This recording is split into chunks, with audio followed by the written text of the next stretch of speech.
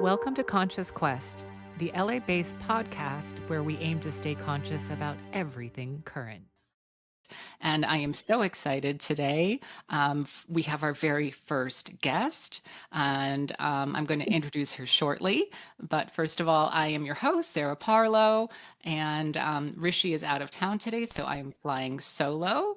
And I want to introduce our first topic for today, which is the current climate for the trans community in America. And this is certainly a topic that is very near and dear to my heart.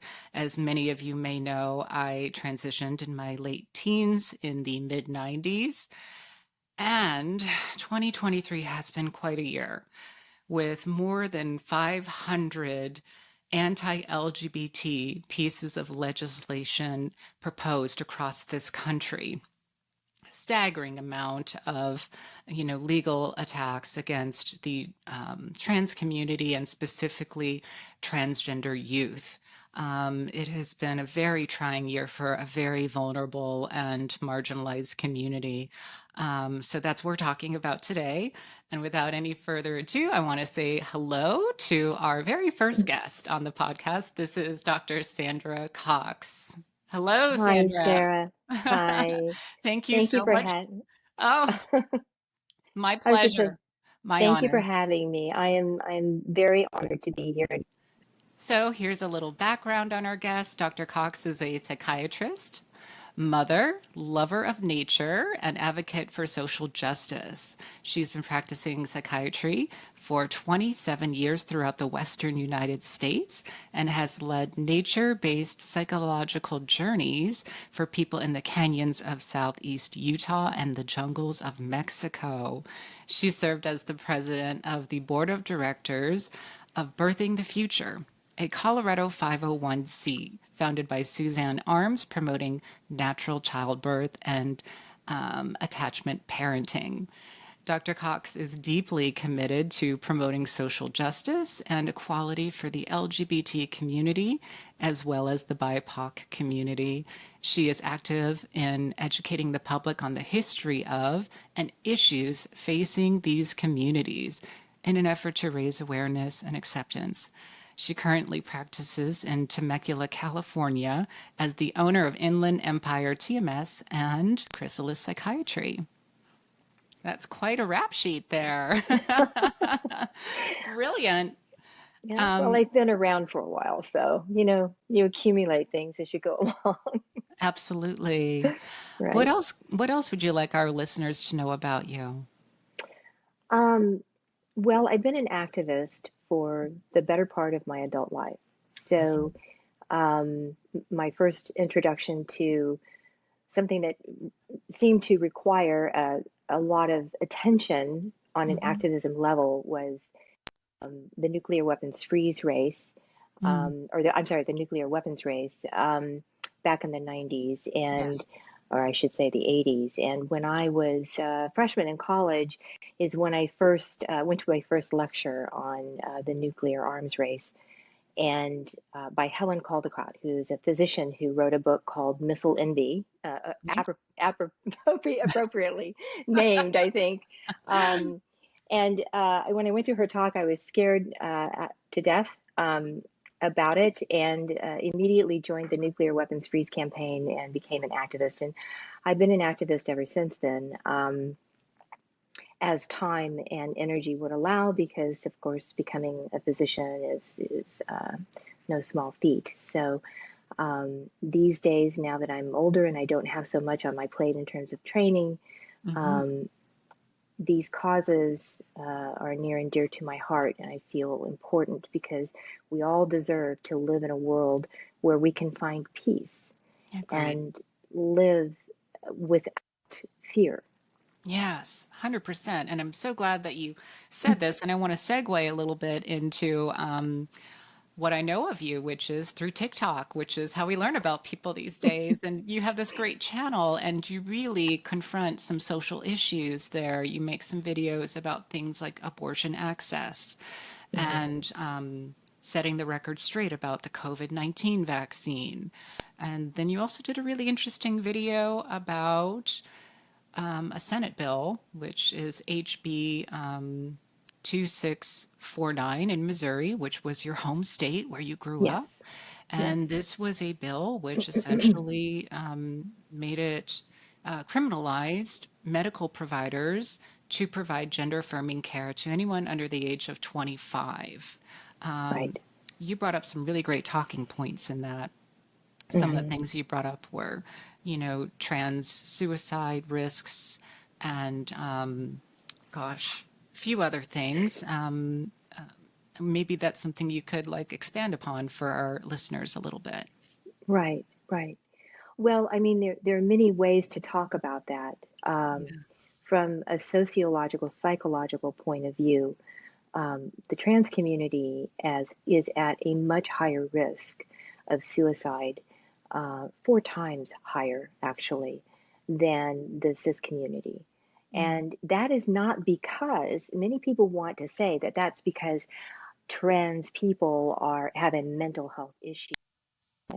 That's not the case. And there has been Mhm. research that has borne that out, that it is not the case, but that social stigma and lack of safe spaces, including even their own homes and their own families, is what leads to the suicidal ideation and behaviors. Yes, 100%. And I'll just bring up that there is an organization which creates recommendations for any provider taking care of trans people. It's called WPATH, and it Yes. stands for the World Professional Association for Transgender Okay. Health. It's been around since 1979. Before that, it was the Harry Benjamin Standards of Care, which Right. Harry Benjamin was just a monumental figure in trans research of the past.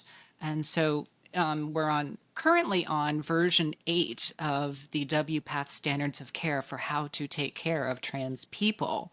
And, there's just a lot of really interesting things to point out. Historically, being trans isn't new. No. And how long's it been around for, Dr. Cox?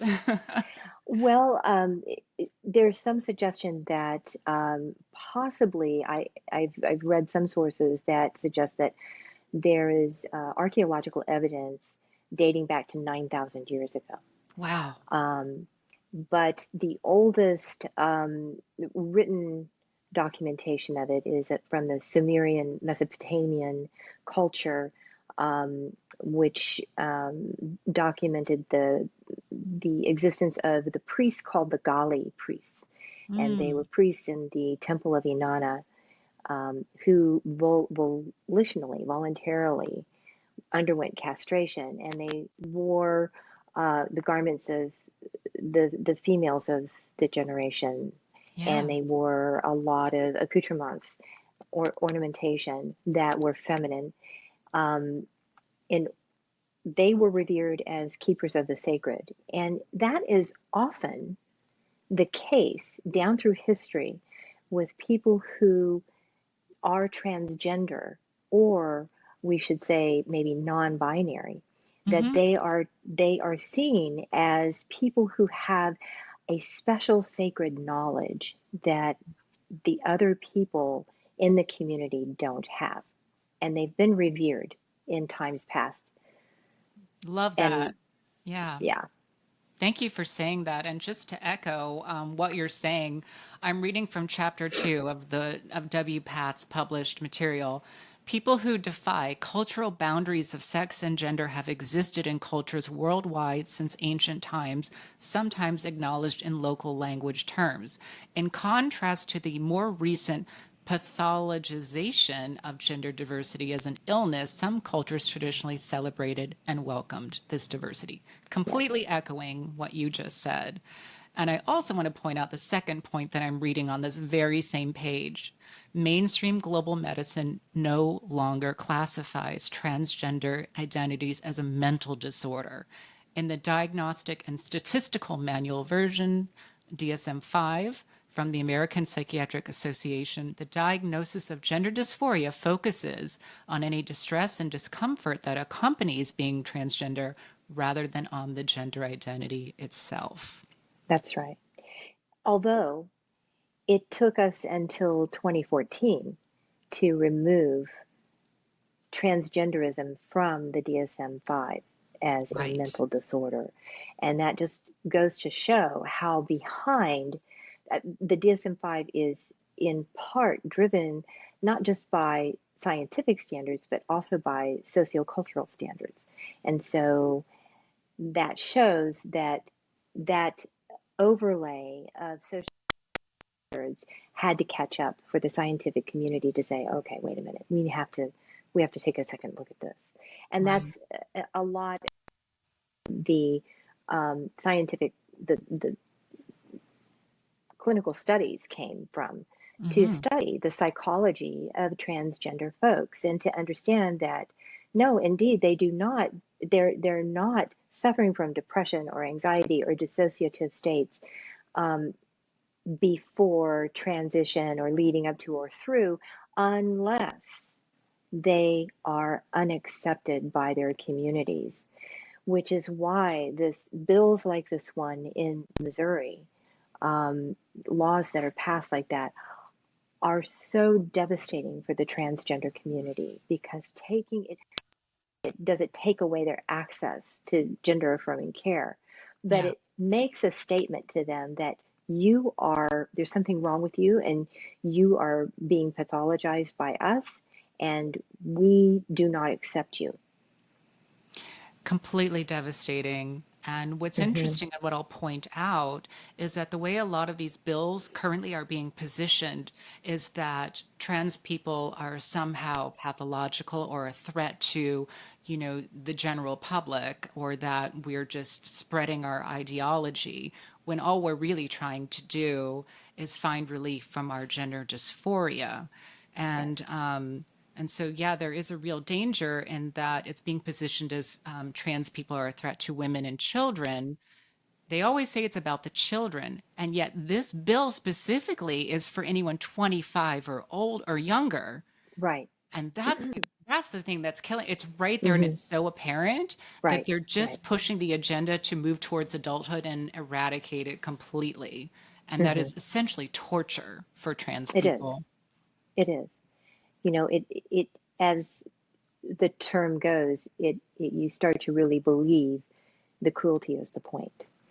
Right, Um, right. it's not about protecting anyone. It's about eradicating a whole community of people, which by I think latest count, transgender folks are about, I want to say 1.2% of the population that we know of. Those are the ones that have stood up and been counted, right? Yeah. But there are many that are still living in the shadows. They can't come out to their families or their communities. They're afraid.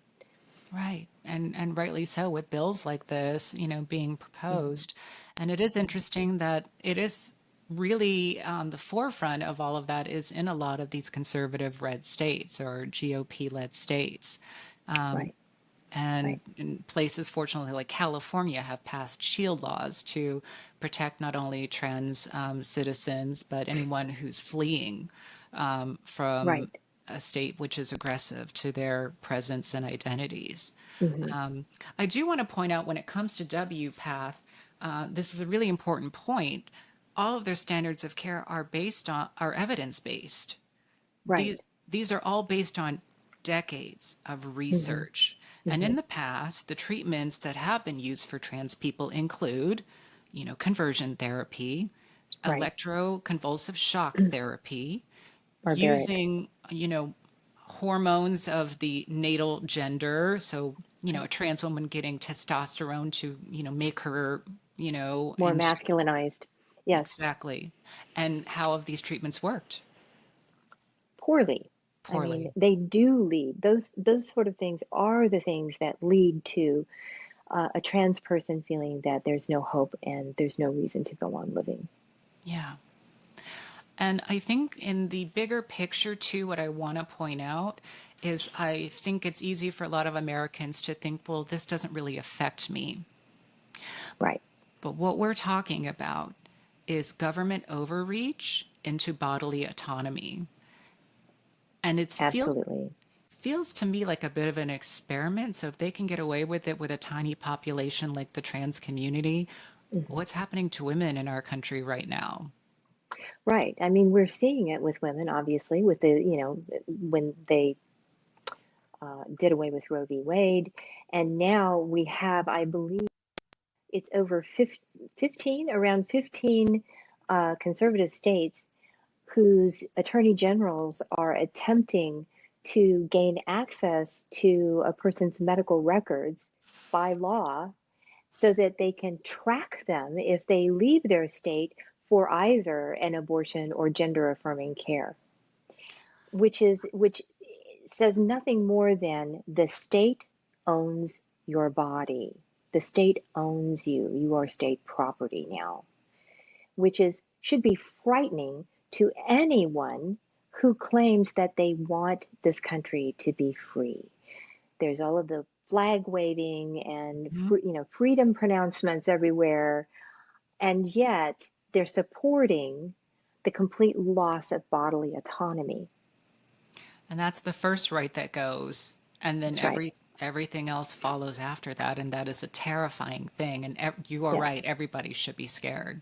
Yes. And yeah, so you brought up a really interesting point too in your video on TikTok. You mentioned this thing about serotonin transferase and Yes. what happens in trans people's brains when they take the hormone that supports the identity with which they feel. Can you talk about Hmm. that a little bit? Yes, and I was telling you that I have searched and searched, and I can't cite the article. I can't find it again. I don't know why, but there was a clinical study, and there have been clinical studies on the serotonin levels in the Mhm. brains of folks that suffer from gender dysphoria, much like depression. Yes. And what's been interesting about the trans population that has not transitioned yet is that the serotonin transferase protein has a low level in their brains. Serotonin transferase, what it does is it transports serotonin across the cell membrane Hmm. in the brain cell Hmm. so that the brain cell can utilize the serotonin to do what it needs to do to keep one from being depressed. It regulates appetite, sleep, mood, attention and concentration, focus, energy levels, all of that, interest level in things.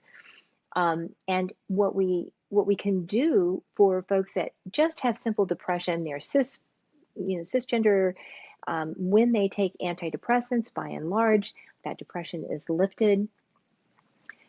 However, does not work that way for folks with gender dysphoria.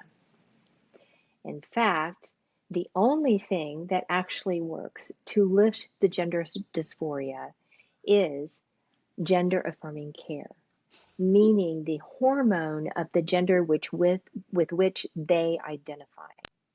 Amazing. So And you we see an scientific. increase. Yeah, we see an increase then in that serotonin transferase protein when they are given the hormone of the gender with which they identify, and that gender dysphoria starts to lift. Sounds a little bit like evidence-based research to me. A little bit, yeah, a little bit, and it really coincides with a lot of the research. You're going to hear my pages turning here, but I have to refer. I have so much written down. Um, there have been genetic studies done on gender dysphoria, Hmm. and there have been found to be, um, for instance, 23 to 33% of monozygotic twins Hmm. are transgender. Wow. They share that identity, and which is much higher than you would find in dizygotic twins, twins that did not come from a single egg. Right. Um, and then it was found that 12 sex signaling genes had variations and what we call single nucleotide polymorphisms Hmm. that are sex signaling genes that Okay. are different in those of transgender people. So Wow. in other words, those genes are affecting how the brain in the neonatal period is being affected by androgens and estrogen, and how estrogen is actually distributed throughout the brain. So we found differences genetically in folks that are transgender from cisgender. So you've got some Again, more organic evidence of in mhm, utero environment plays a role in how the brain is coded organically in a yes, way that isn't amenable to any other treatment than right, doing what the right, trans person requests. right. And the brains of transgender people, for instance, the brains of transgender women, are much more similar in architecture and physiology to cisgender women than they are to cisgender men. Brilliant. Yeah. And if I could just throw out one of the dog whistles right now to you, one of the things that people are alleging right now is that trans healthcare is new and experimental. The first gender affirming surgeries were performed over 100 years ago in Germany. That means that gender Right. affirming care is older than birth control, Hmm. it's older than open heart surgery. Yes. And I'm going to throw out a little fact for all of you out there. We've been using the bathroom that matches us the whole time. Right. And all of a sudden now it's a problem. All of a sudden, all of a sudden. Yeah. In actuality, I mean, what we were discussing earlier about the history of transgender people, the Gali were performing, having gender affirming surgery performed when they underwent castration. Right. So even further back. Yes. Right. Right. Right. Right. But I guess in the modern sense Yes. of like gender affirming care. And Hmm. part of that I think is because estrogen and testosterone were isolated and could Yes. be used medicinally um, around that Right. time. So Right. I guess that was my benchmark I was getting at. But you're absolutely right. Right. And in fact, the Hijra community of India, which is their version of the trans community, has been doing surgery and things for probably much longer than that. And Yes. so it is interesting that trans and gender non-conforming people show up in a variety of cultures and a variety of times in history. Correct. One of the other big dog whistles is really, and this is a very emotional point for a lot of the country right now, is children and children transitioning. And why are they doing that? And how can children know what's best for them? And that seems to be a very distinctly cisgender perspective, because as someone who myself was a trans child, I mean, I knew when I was 4 or 5 years old that I was different. I didn't necessarily have the language to describe it, but I Hmm. knew. And and so, can we talk for a bit about gender affirming care for kids and what that really is versus what people think it is? Right. Right. Well, gender affirming care can be as simple the child or the person in general dressing in the way of the gender that they identify with, or Hmm. cutting their hair, or wearing their hair long, Hmm. or wearing makeup, or not wearing makeup. It can be any particular way that helps them to feel more identified with the gender that they feel they are. Doesn't have to be via hormones or hormone androgen blockers or anything like that. However, um, those things are used, but typically, typically not prior to the age of 16, and Right. only after, according to guidelines, the standard of care that you were speaking about with WPATH, only after a period of time of therapy and trying out living as that other gender for at least a year, usually. Yes. And then, with both parents, or if there's a single parent, signing on to any hormone therapy or androgen blockers that are given. 100%. And so we have to make a discrete separation between gender affirming care for children, which, Hmm. but pre adolescence, the only thing WPATH recommends is social transition, Right, which exactly what you said, growing your hair, cutting your hair, pronouns, being able to right. live in the way that feels best for you.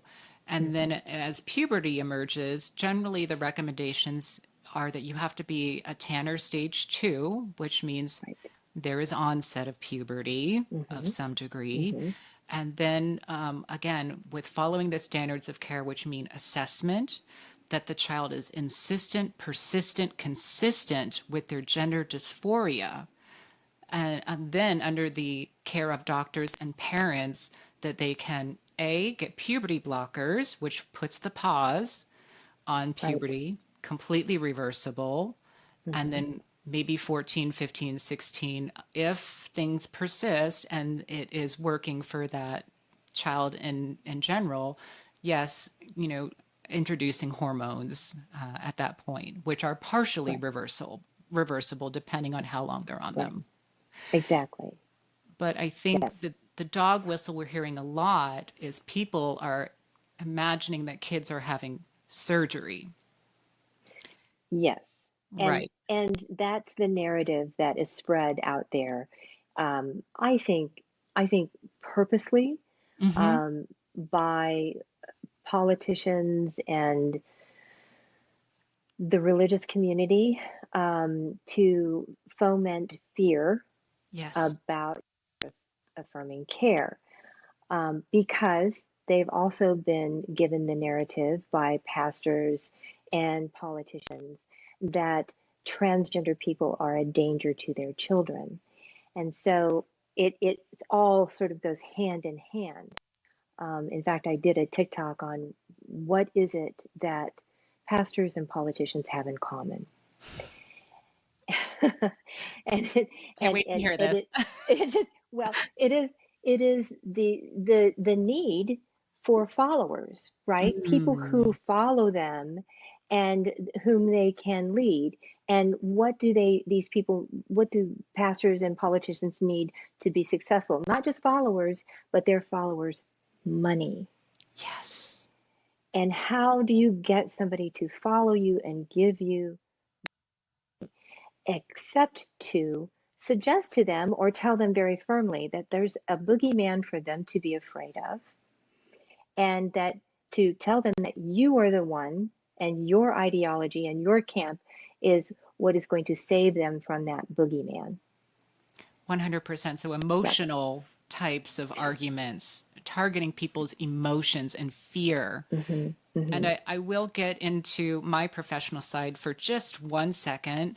I'm a certified registered nurse anesthetist. I've been practicing anesthesia for 15 years. I work for a medical organization with 13 million members across this country.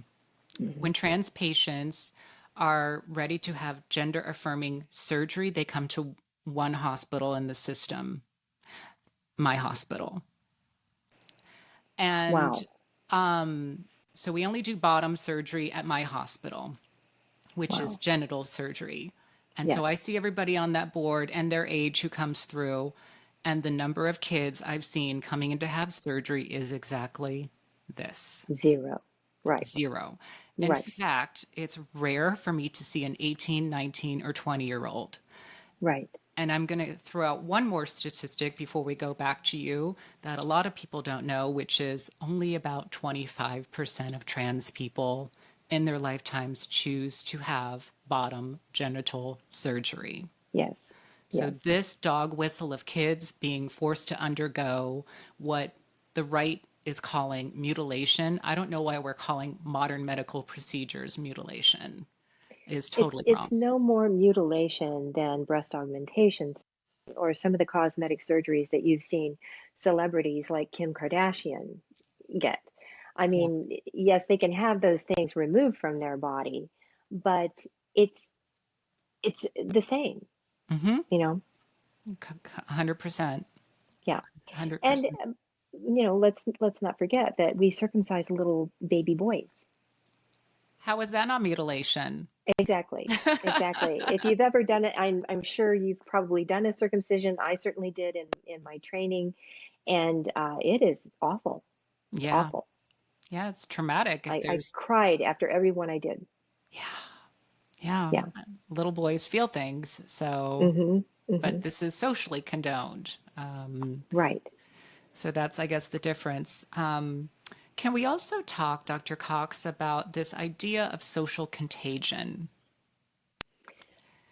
Yes. So so there's a lot of concern amongst the transphobic community that children are catching transgenderism from their peers, that they're Mhm. learning it from their peers. Um, when in fact that really isn't possible. Now, is it possible for them to observe a peer that is going perhaps through some sort of gender affirming care and question it for themselves? Absolutely.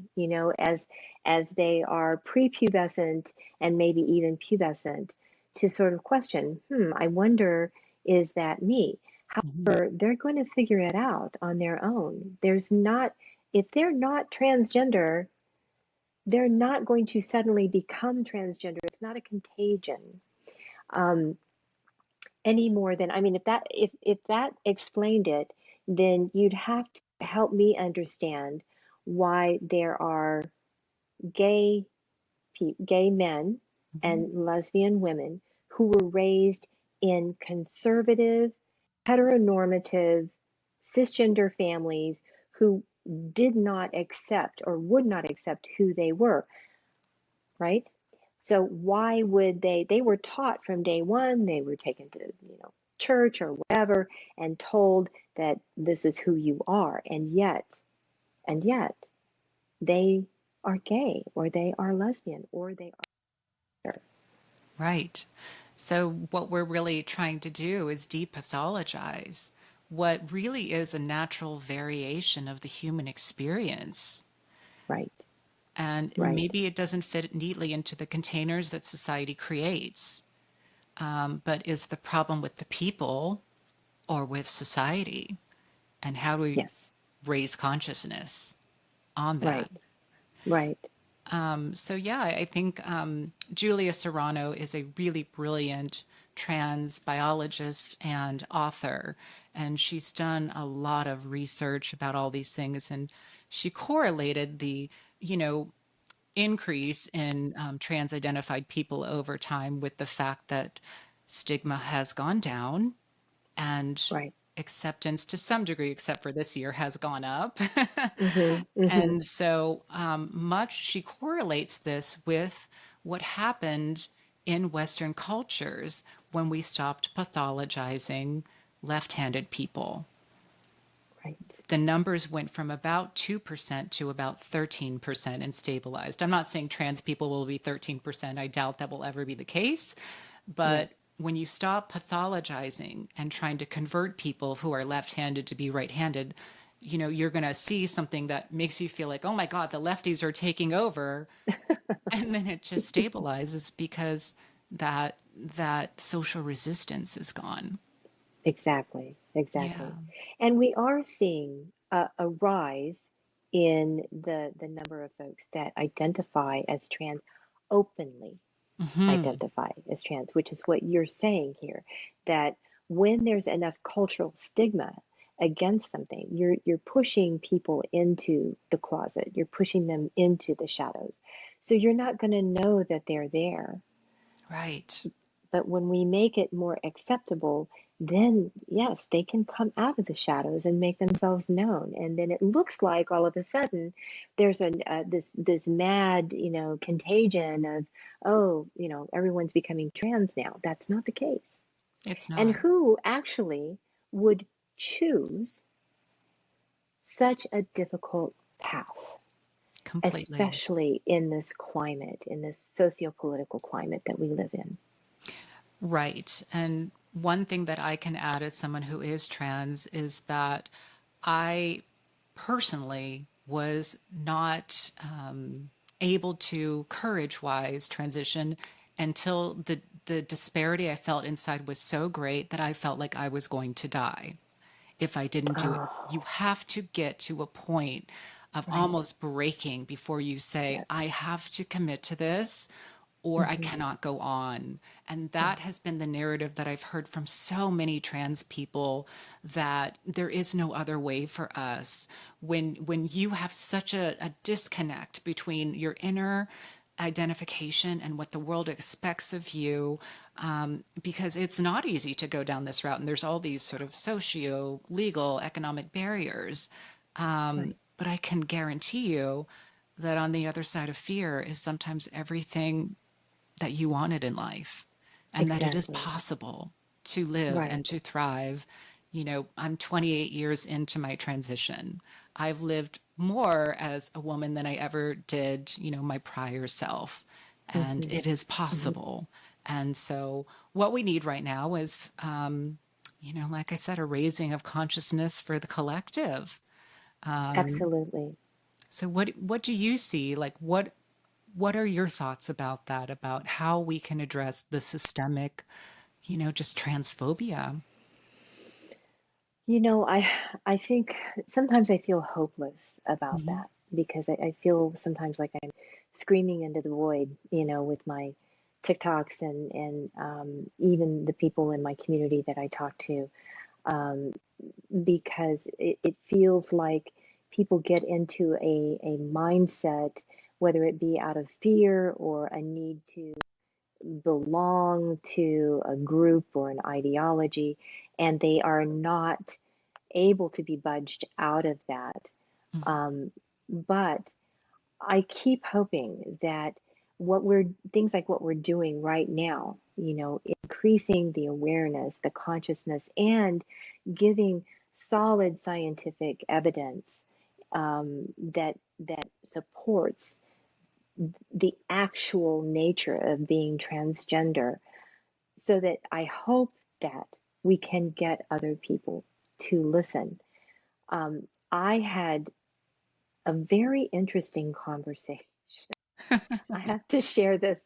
Um, I went to a city council meeting, where I live here, and if any of you know about Temecula, we've made national news for our sort of far right religious, Christo-fascist sort of ideologies here.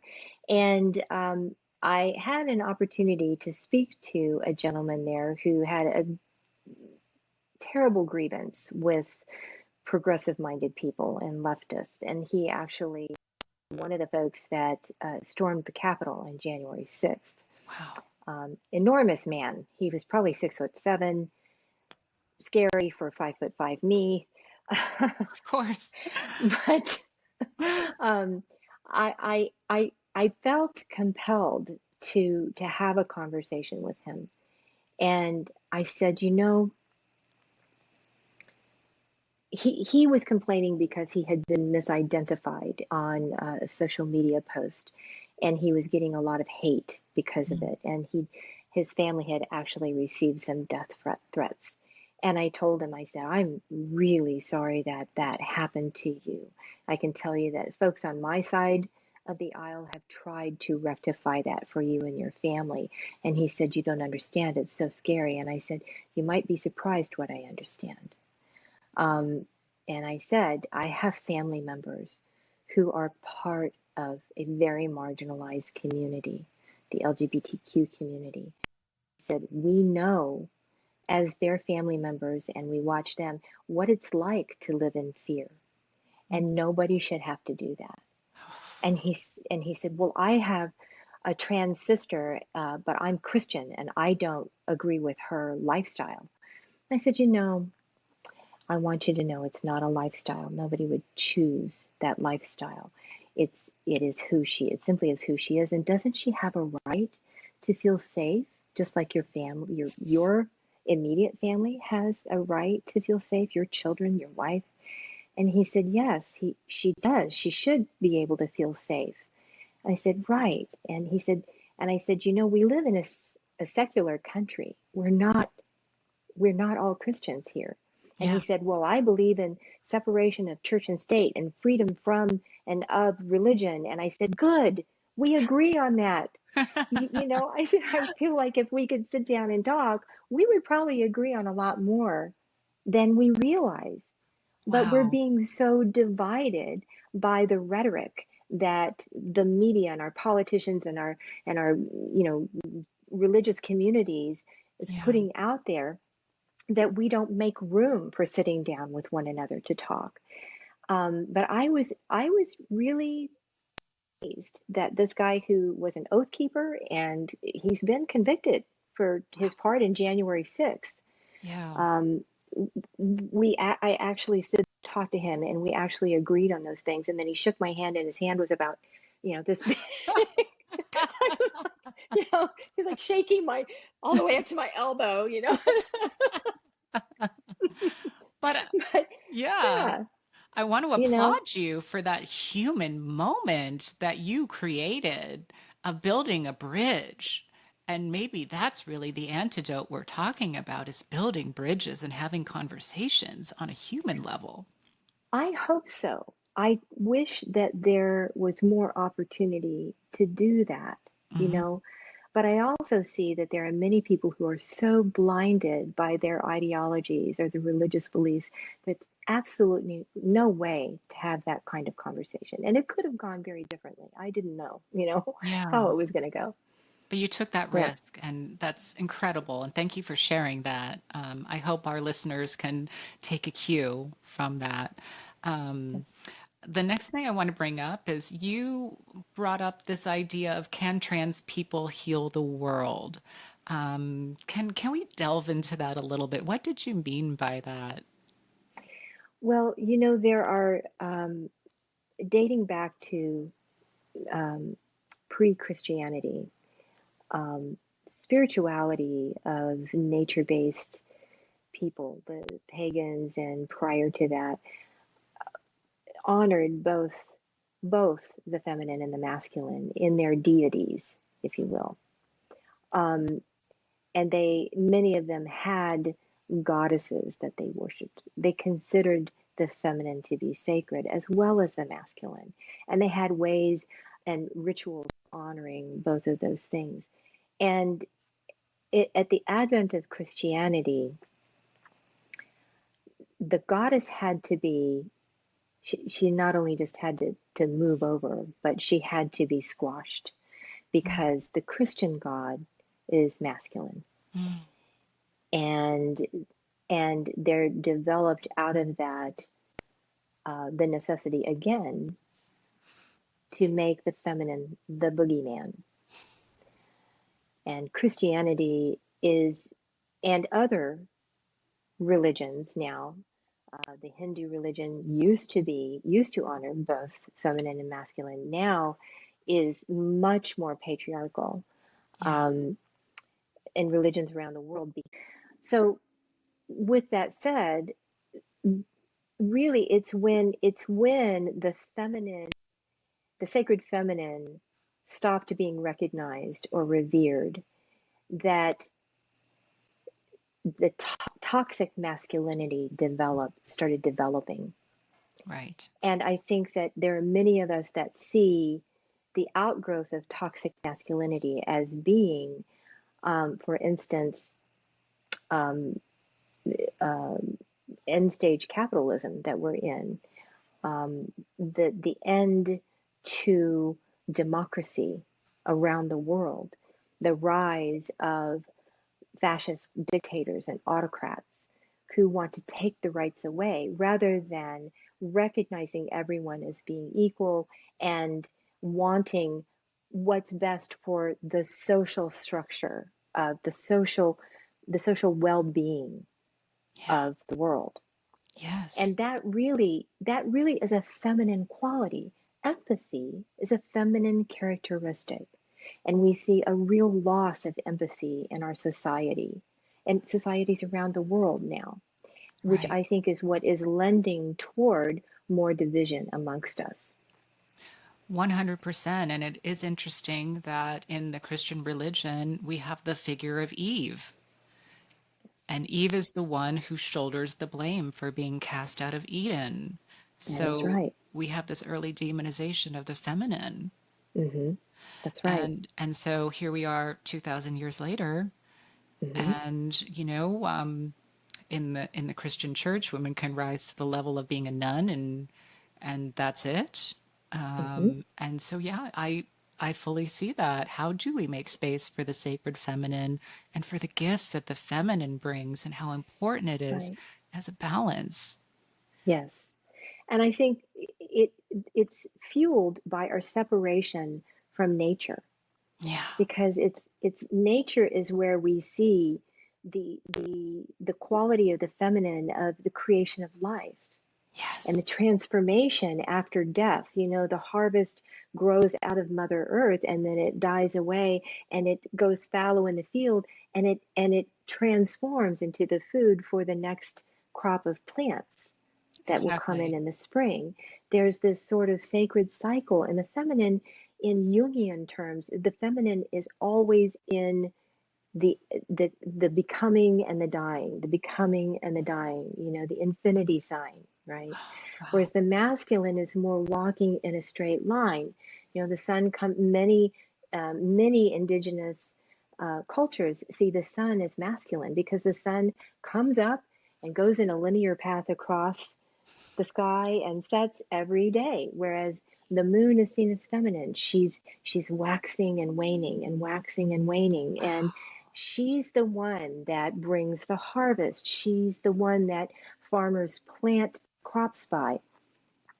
But the sun is revered for giving that energy Hmm. to the feminine earth so that she can produce. Wow. So if we could get back to an understanding of our roots in nature, I think that transgender people would just be a part of that. They'd just represent, that that sacred union of the feminine and the masculine.